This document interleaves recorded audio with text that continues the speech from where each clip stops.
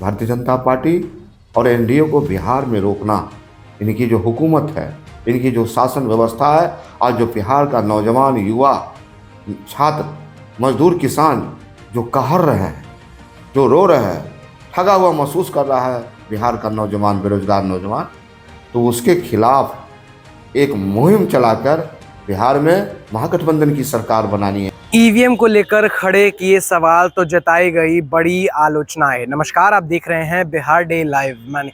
देखिए, बिहार विधानसभा चुनाव 2025 से पहले नेता प्रतिपक्ष तेजस्वी यादव ने ईवीएम को लेकर सवाल खड़े कर दिए, जिसके ऊपर सरकार की बड़ी आलोचनाएं जताई गईं। और इसी सब तमाम मुद्दों पर जब हमारी बातचीत हुई राजद के महासचिव रणविजय साहू से, तो क्या कुछ कहते हुए नजर आ रहे हैं, पहले उनके बयान को सुनिए। सर, नेता प्रतिपक्ष तेजस्वी जी ने जब ऐलान किया कि सरकार बनेगी तो ईवीएम हटा देंगे, इस पर जेडीयू की मंत्री शीला मंडल का बयान आया है कि वो फिर से बिहार को 2 दशक पीछे ले जाना चाहते हैं। देखिए, माननीय नेता प्रतिपक्ष की चिंता बिहार में और देश में जो लोकतंत्र है, आज लोकतंत्र खतरे में है, संविधान खतरे में है, लोगों का अधिकार खतरे में है।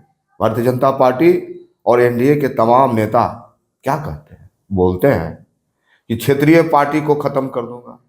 साहब, यह देश सबों का है, देश की कुर्बानी में सबों ने खून बहाया है, बापू ने और बाबा साहब ने, इसलिए इस देश की रचना की थी, इसलिए इस देश में संविधान की रचना की थी कि गरीब का राज मतलब छोट का राज।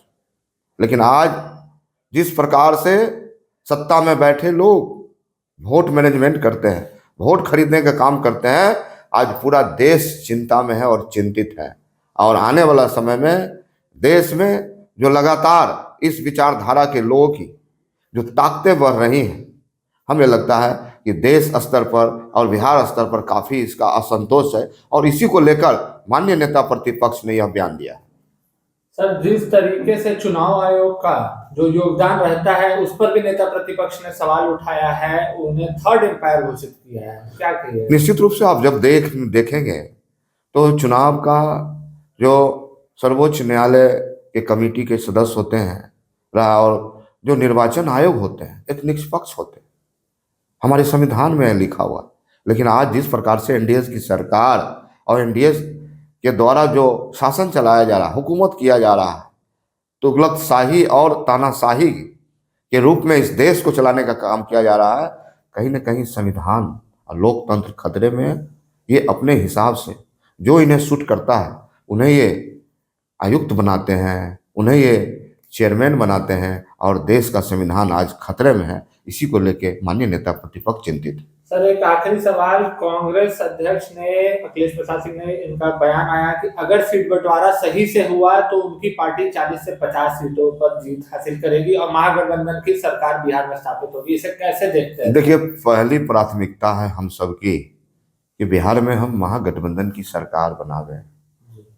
सीट बंटवारा, सीट शेयरिंग, ये तमाम फार्मूला कहीं न कहीं हमारे विचारधारा को ठेस नहीं पहुंचा सकता। हमारी विचारधारा भारतीय जनता पार्टी और एनडीए को बिहार में रोकना, इनकी जो हुकूमत है, इनकी जो शासन व्यवस्था है, आज जो बिहार का नौजवान, युवा, छात्र, मजदूर, किसान जो कहर रहे हैं, जो रो रहे हैं, ठगा हुआ महसूस कर रहा है बिहार का नौजवान, बेरोजगार नौजवान, तो उसके खिलाफ एक मुहिम चलाकर बिहार में महागठबंधन की सरकार बनानी है, हमारी प्राथमिकता होगी। निश्चित रूप से हम इस दिशा में काम कर रहे हैं। तो आपने देखा और सुना कि किस तरीके से अपनी बात को रखते हुए नजर आ रहे थे। उनका स्पष्ट रूप से कहना था कि लोकतंत्र को जिंदा रखने के लिए काम करते हैं नेता प्रतिपक्ष तेजस्वी यादव।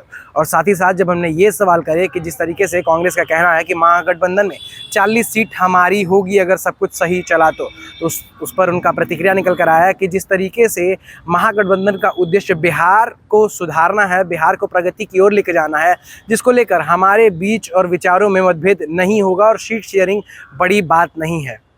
और इसको देखकर ये स्पष्ट हो गया कि महागठबंधन में कोई भी खींच तनाव नहीं है। जुड़े रहे हमारे साथ, देखते रहिए बिहार डे लाइव। धन्यवाद।